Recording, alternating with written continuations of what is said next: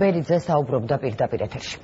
გრიპის ვირუსის შემთხვევებმა ბოლო დღეების განმავლობაში იმატა კლინიკებში მიმართვიანობა გაიზარდა, პაციენტთა შორის კი ძირითადად მცირეწლოვანი ბავშვები არიან. როგორია სტატისტიკა და რა რეკომენდაციები აქვს დაავადების კონტროლის ეროვნულ ცენტრს, თეონა გიორგელაშვილი გვერდდება თემის დეტალების პირდაპირ ეთერში გისმენთ.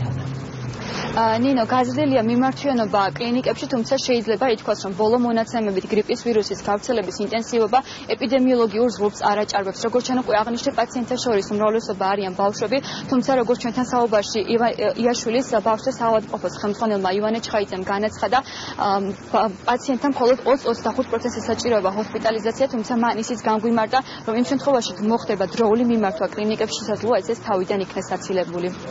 უფრო მეტად გაზრდილი არ არის ვიდრე წინა დღეებში, მაგრამ შენარჩუნებულია მაღალ ციფრებს. მათ შორის 20-25% საჭიროებს ჰოსპიტალიზაციას და შესაბამისად მათი მკურნალობა დღეს წარმოებს კლინიკის შესაბამის დეპარტამენტებში. რაც შეეხება ასაკობრივ ჯგუფს, უფრო ხშირია გრიპის და გრიპის მაგვარი დაავადებების შემთხვევები 1-დან 4 წლამდე ასაკობრივ ჯგუფში.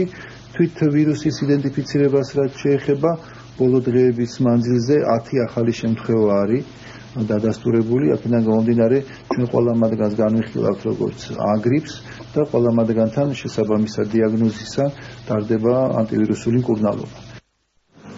დაავადებათა კონტროლის ეროვნული ცენტრი განათლების სამინისტროსთან ერთად მიმართავს სააღმრძელო დაწესებულებებს, ბაღებსა და სკოლებს ეძლევათ უფლება, რომ იმ შემთხვევაში თუ მოსწავლეთა საერთო გასცენის რაოდენობა 20%-ს გადააჭარბებს, მათ შეწყვიტონ სასწავლო პროცესი და სასწავლო პროცესი გააგრძელონ მხოლოდ მას შემდეგ, რაც მიიღებენ შესაბამის რეკომენდაციას განათლების სამინისტროსგან ან დაავადების კონტროლის ეროვნული ცენტრისგან.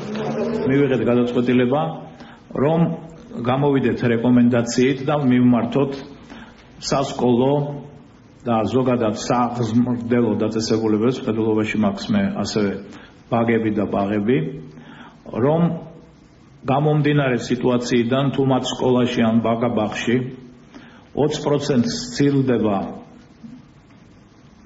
გაცდენების მაჩვენებელი, პრევენციულად მინიმუმ 3 სამუშაო დღის დღით შეწყდეს სწავლა.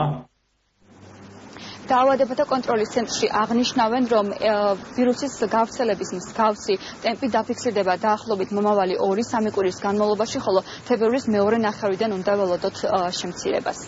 გმადლობ თეონა.